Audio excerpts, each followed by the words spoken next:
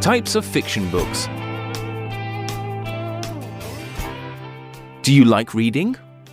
What's your favorite genre? Let's take a look at some different types of books. Romeo and Juliet is a play by William Shakespeare in the late 16th century. It is a romance story, but it is also a tragedy.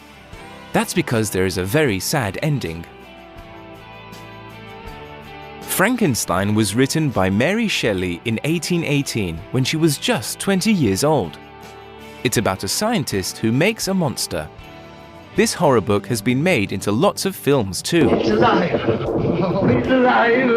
It's alive! It's alive! It's alive! Treasure Island is a popular adventure story, especially for younger readers.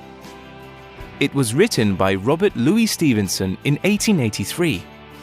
The story is about pirates and hidden treasure.